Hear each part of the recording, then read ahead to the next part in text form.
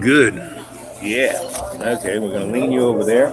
See how that works. Well, let's see. Maybe we get up. Oh, good? Yeah. I'm having the Bubba breakfast. Biscuits and gravy, 2 eggs, and sausage.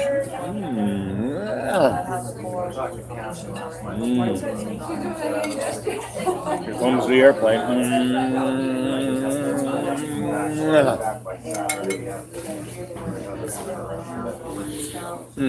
Well, every day and every way, I get more happy to be with your family. And last night, 2 of the adepts got a hold of me, and we had a great conversation. And one adept is a writer, and like I said, I have my blog, xrated.blogspot.com. xrated.blogspot.com. And I set that up as a publishing spot, Riyadh Publishing. And I want to have a space where all of you can put your writing.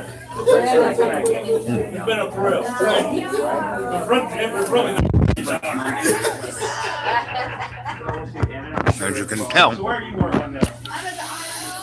can tell, you can get noisy here. People just start going on, and that's great. It's like being with family. Food's pretty good, but they got a great Wi-Fi here, right? So I'm just, I spent the last week here in the Big R because I needed to get medical things done to me and get my medicines that I can't get anywhere else. So I come here, and so I haven't been around John for a month. He's been all by himself, and he was like, "Oh, please come! I have nobody to talk to. Please, please, please." So I showed up, and first day or two, same old same. Oh, I don't know how I'm going to pay my. John is the canary in the coal mine, right? So he says the same thing over and over. And he does represent a character trait of our material world. Because all he thinks about is, I don't have enough this. I want a new car. How come I'm not looking right? No one's watching my videos. And they're only watching yours, and I can't stand it. And I say, well, take them down. He says, oh, no, I'm not going to do that. So,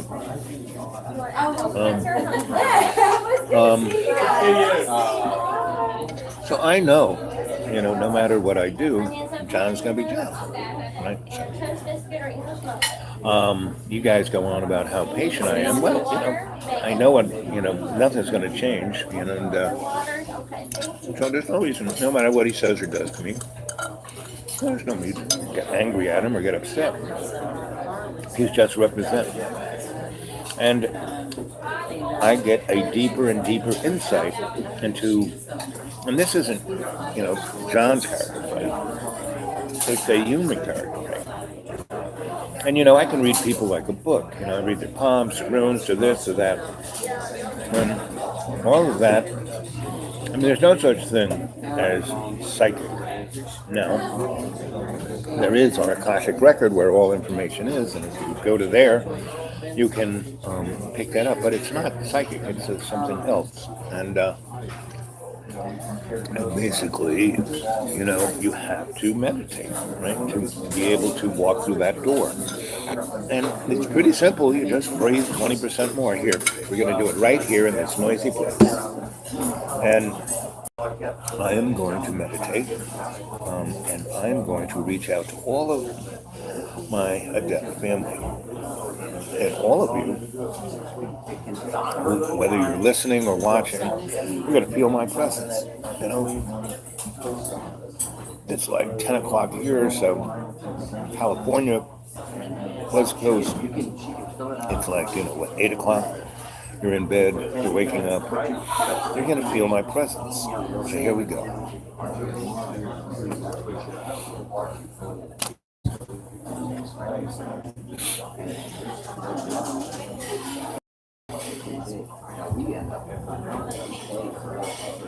I remember Mary Beth.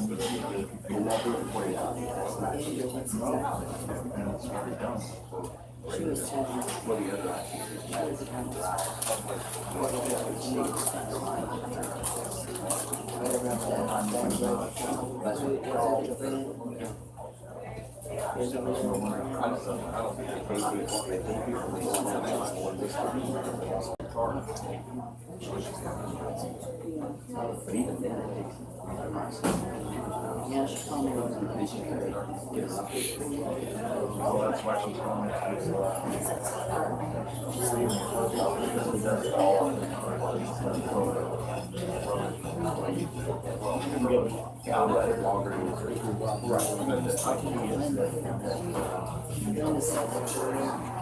yes. Right, Linda. Did you feel that? You know,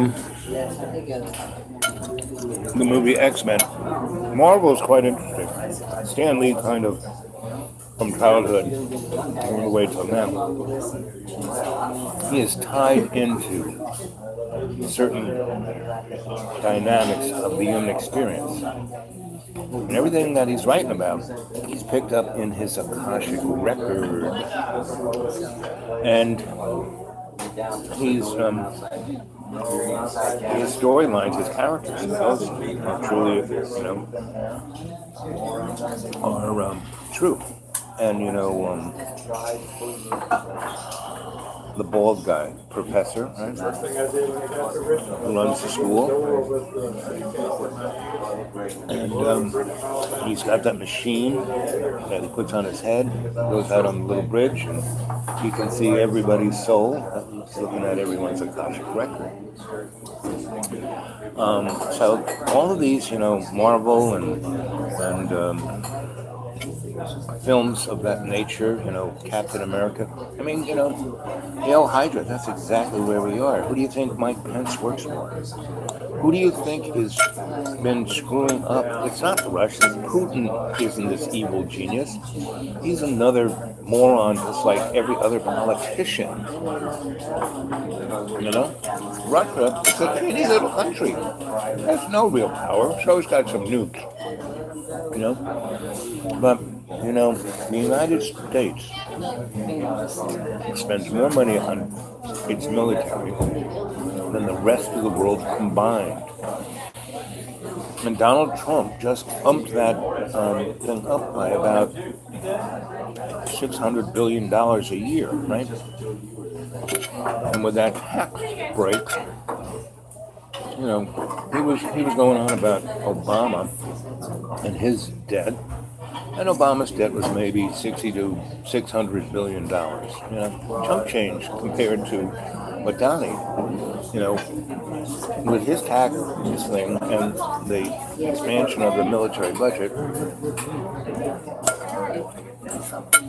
$1 million a minute is not going into our, treasury piggy bank. So instead of giving money to rich people and corporations, they're taking it out of poor people's food stamps and their health care. And it's just going to get more insane. And if you watch MSNBC is like watching Fox. And the thing about Trump, pretty much everything he's saying is true, but he won't go all the way. Because when he said, fake news, well, the news has been fake since Samaria, meaning whoever has money, like Thucydides, who's the daddy of written history. Someone went and asked him, so Thucydides, what's history? And he said, whatever the Romans pay me to write. Go read Howard Zinn. Howard Zinn's American History. He's got stuff in there like,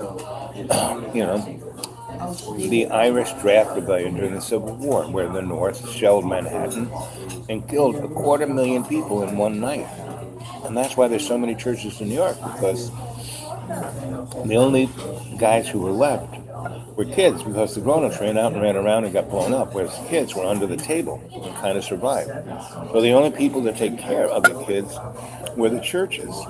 And they didn't do it out of altruism or Christianity or anything. They did it because those kids were the legal heirs to all that real estate. That's why the Catholic Church and the Protestants have more real estate in New York City than anybody else. So I keep telling you guys to wake up. I keep saying that everything's an illusion. We live in these bags of water that's not really us. This is our avatar. But to change anything, we have to co-create. We have to be connected to love's co-creation and not looking, to work out in the gym and look better and have better shorts and shoes. And, if I only dye my hair the right way, or if I wax all the hair off my body. I got hair everywhere. I don't, I cut this thing twice a year. And sometimes not even that. And really, I only kind of trim it out is if I get a sweetie who, when she's kissing me, says, "Oh, that beard, you need to trim it." And I said, "Okay, honey, you do it." And then that's a little bit more. It's like monkeys preening each other, right? So unless I have those two things going on, once or twice a year, I trim myself down.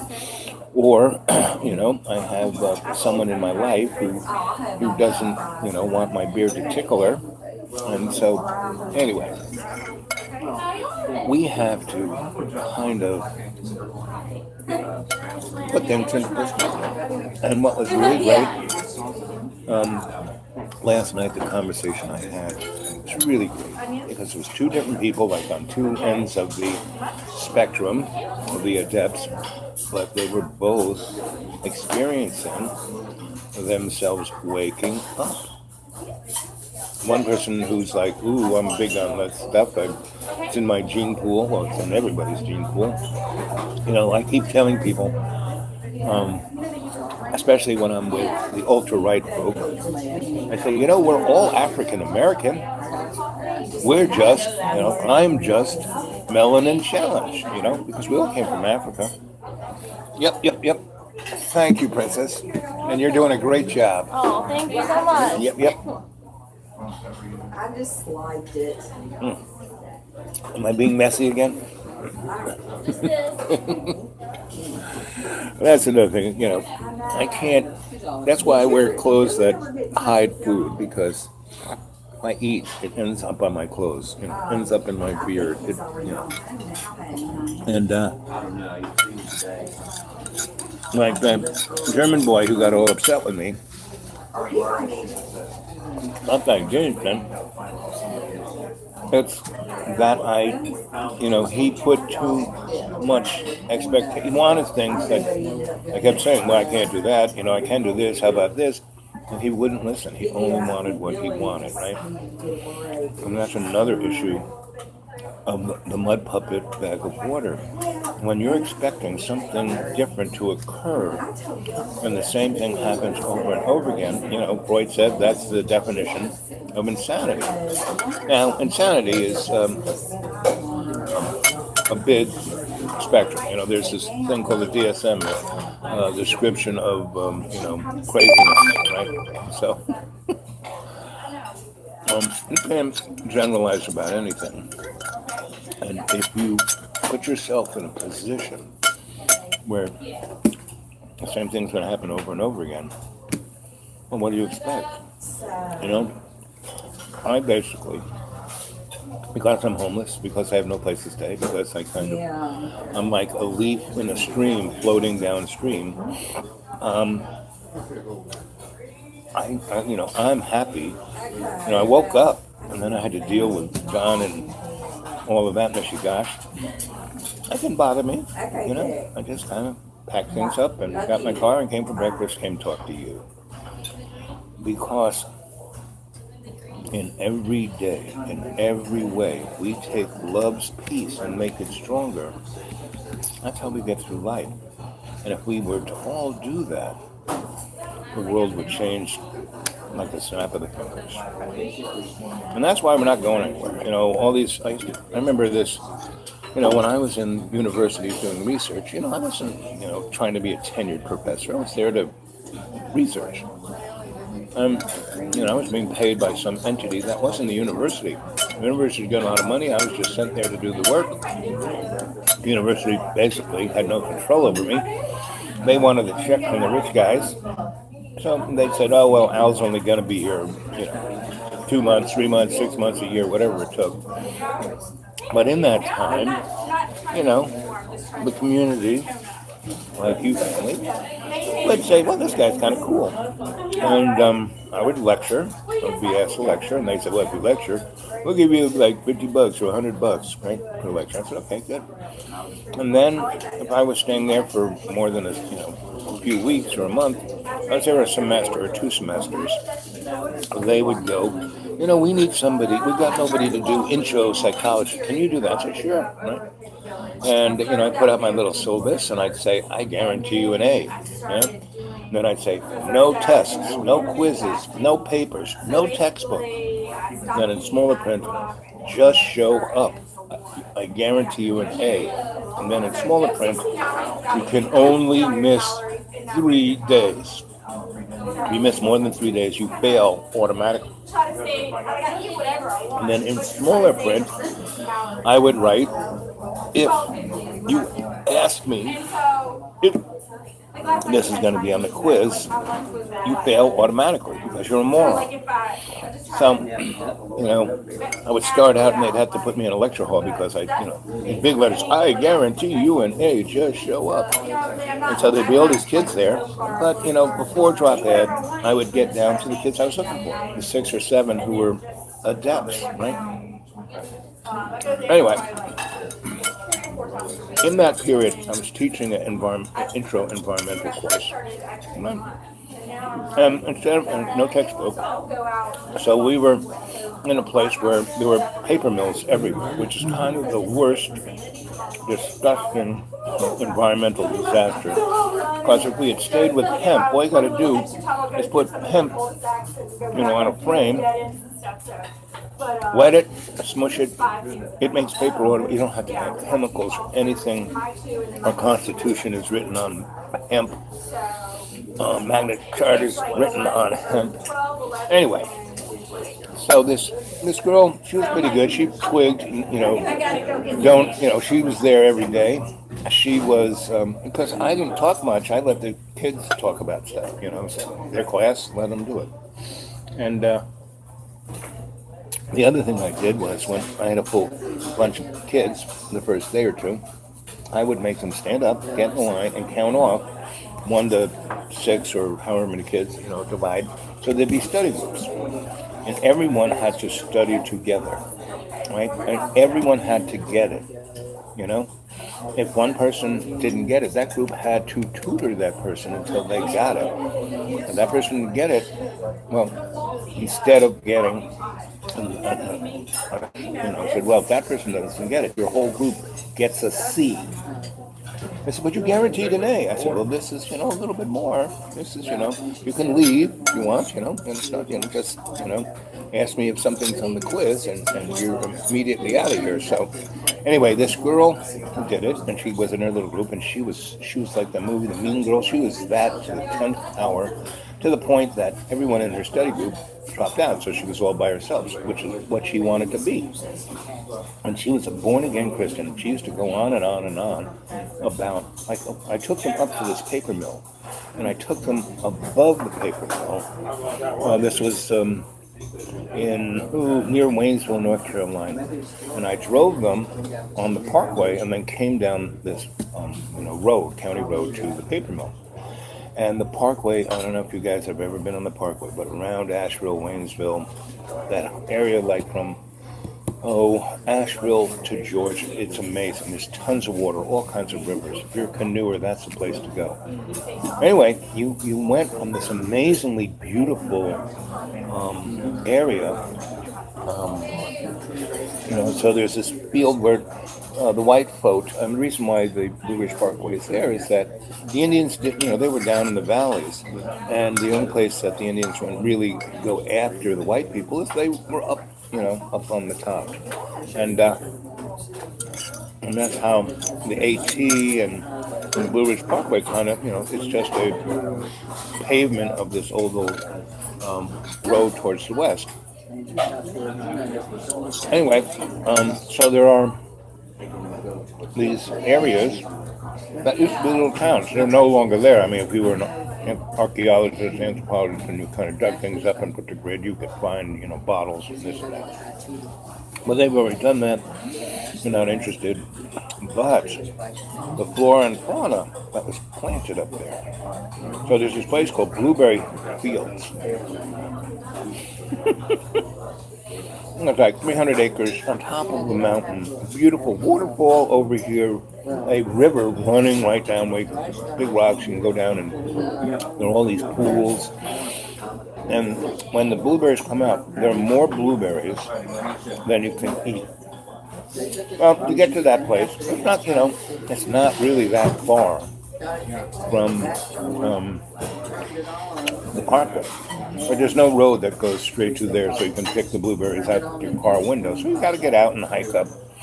And you have to go past this waterfall that's really beautiful and then keep going up. But no more than a mile. I mean, really, and they've made a beautiful path. Anybody grandma can go up there. So I took the kids up there. We went swimming. The water's crystal clear. We ate more blueberries, and then we came down. And when you come out the parkway, there is right there on the parkway they have about 5 or 6 in the whole distance of let me do this, and you can do that. Thank you, dear. And so we went to lunch, and we had trout that came out of that river.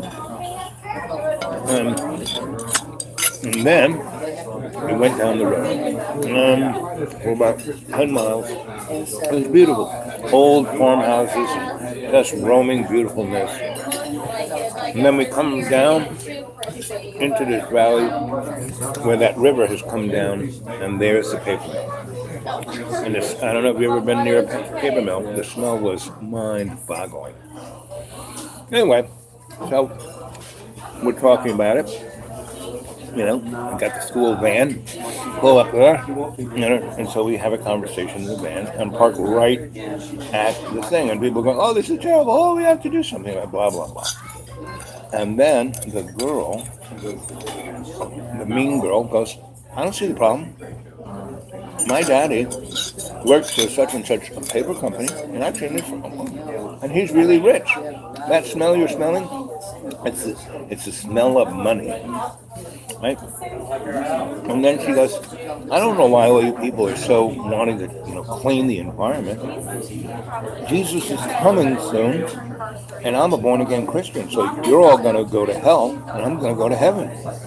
So that's why I drive my SUV, all by myself. I don't ever give anybody a ride. That's what, I buy brand new clothes and I don't wash them. I just throw them away and buy new ones. And she just went on and on like that. And that was all okay because she was a born-again Christian, and she was going to heaven, and everybody else is going to hell. And I said, really? Good luck with that. Because end of times is not coming anytime soon, because we are here. John goes, why is life so tough? Well, he's got all the money in the world. He's got a beautiful house. He's got his health. He's got all kinds of degrees. If he would just, be in a way that the folk down in the valley could relate to him, he could teach in any of those schools, no problem. He could have a very nice life. But he stays up there all by himself and worries himself to death. And the biggest problem in our bodies, other than the environmental toxicity of the world we live in, it's our anxiety, our fear, which causes cortisol in our body, and the cortisol is like poison and it'll kill you. Why am I alive? I don't worry about anything. I know the universe of love is always taking care of me. Right? So, the more he stays up there all by himself, and the other thing is, human beings need company. So the mean girl had no friends, nobody. She had nobody in her life, and she was fine with that because the world was going to end soon, and she was going to heaven, and we're all going to hell. Well, we're not going to hell. Pretty much hell is here. And we're not going to heaven because heaven is here. It's the decision we make. We're all like Daffy Duck. We've got an angel on one side and a devil on the other side. And every second we get to choose what we're going to be. So, okay, let's see if I haven't noticed any. Okay, one guy said, hi, Al. Okay, hi. Whoever that is. Who is that? Buttercup. Hey, Buttercup. Good to see you, girl. Or guy. See, I have no idea what gender any of you are because you have these names where Buttercup, I think, but it could be a guy. Who knows? I don't. Anyway, still ticking away. 3 people are looking. Got 1 thumbs up. Well, I'm going to let you go. This is 26 minutes. And you all have a beautiful, beautiful Sunday. Oh, there's somebody else. Oh, from Australia. Hey, buddy. Where in Australia are you? I used to live in Melbourne. I used to live everywhere in Australia. I lived in Australia for 3 years. Did you ever get out to the Nookanbah or the Northern Territories? Did you ever go to up to Alice Springs? Did you ever go to Ayers Rock? That's where I spent a lot of time. Central Coast. Queensland. Yeah, pretty. But did you ever see the movie The Last Wave? That's what's heading you guys. Meaning, back in the late 40s, 50s, the United States and England blew up hydrogen bombs out there at the Wyala Missile Range and blew gigantic holes in the ozone. And that's where our holes in the ozone. And that's why Australia, man, if you're living in Australia, you better be wearing a lead suit. I used to have a, garden umbrella, bigger than a rain umbrella, bigger than a golf umbrella, something you put around a table.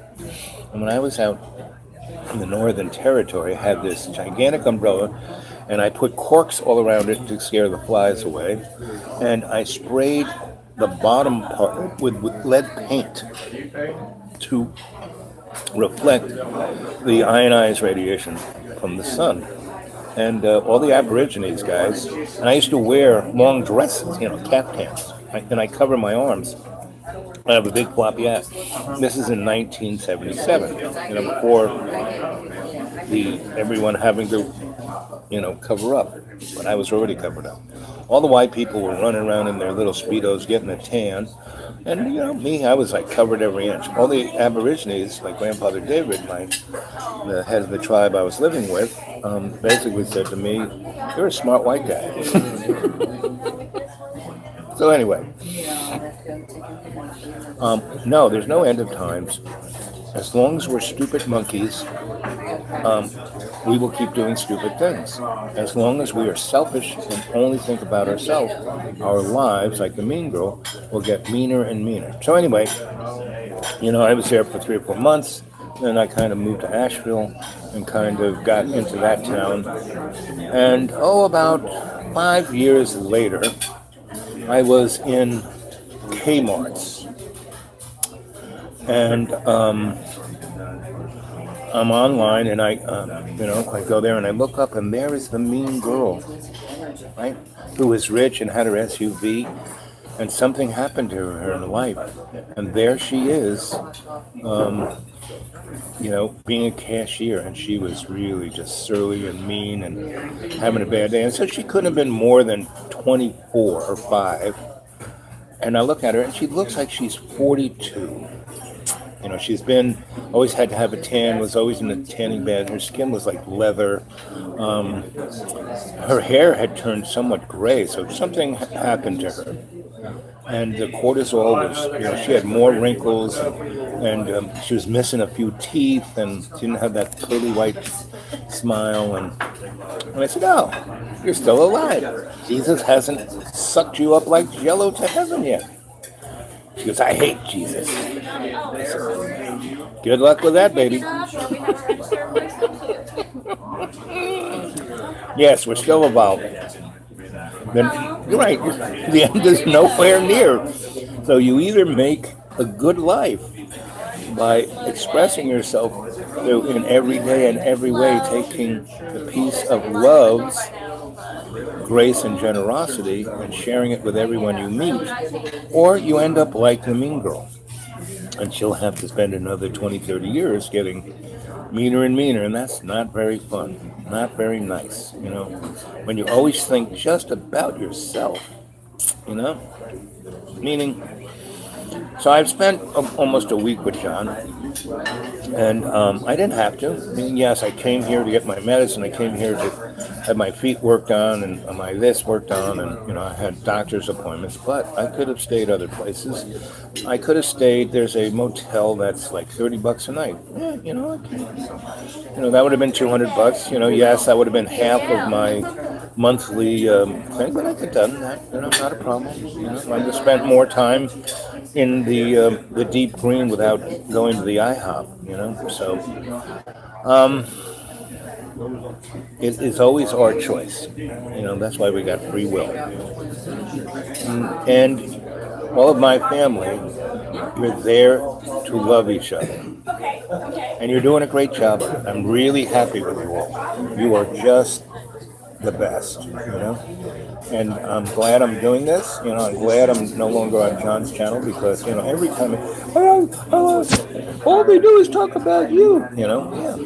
I should go on his channel and talk more, watch the stuff again and make the same kind of comments you made before. He might learn something, His little chain needs, John, I don't know how to wake that boy up,